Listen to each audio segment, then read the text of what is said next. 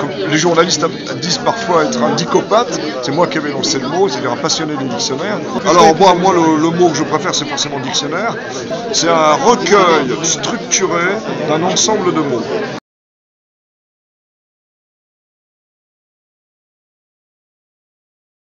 Pour que ça lui donne une pénétration auprès du public qui est beaucoup plus faible que si elle avait un français naturel et aisé. Vous savez, si venait faire en France candidature quelqu'un d'origine québécoise qui regardait l'accent, il n'aurait pas beaucoup de chance en France. Ce qui est ridicule, mais c'est comme ça. Quels sont pour vous les candidats aujourd'hui qui parlent le mieux le français?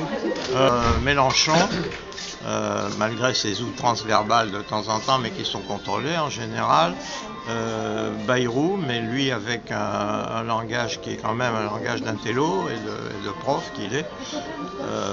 Voilà, et moins, mais pas mal quand même, Hollande, qui lui aussi est un intellectuel. Combien de dictionnaires? Je sais pas, 2000, quelque chose comme ça. Aux alentours de 10 000. Je pense que je les ai dépassés. Alors quand je dis 10 000, c'est les journalistes qui, venant ici, un jour, l'un d'entre eux a écrit que j'en avais 10 000. Et je me suis dit, il exagère, mais c'était sympathique. Puis après, j'ai fait un déménagement, je dis toujours ça, mais c'est vrai, j'ai fait un déménagement. Et là, quand vous les portez dans des caisses, et que vous savez à peu près combien il y en a dans une caisse, vous dites oui, et il a raison. Alors à la fois tant mieux, et à la fois hélas, quand vous montez les escaliers, et qu'il n'y a pas d'ascenseur. Je pense que parmi les dicopathes, je suis le plus malade, le plus gravement atteint, parce que c'est sans cesse. C'est là la dicopathie. Quelqu'un de normal, il a un dictionnaire, et de cultivé, parce qu'il faut le dire un petit peu quand même, de cultivé, d'intéressé, de curieux.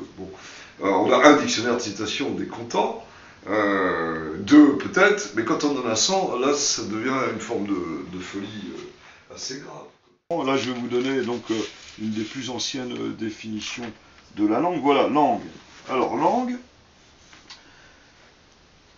proprement pris est l'instrument ou membre que Dieu a formé tant la bouche de l'homme pour parler, chanter, goûter, lécher, attraire, ramonceler et mettre en bas la boisson et viande et modifier la bouche, qui sont les plus connues fonctions naturelles, dit celui membre, qui est aussi en la gueule des bêtes brutes, pour naturellement effectuer en elles les dites fonctions, hormis le parler.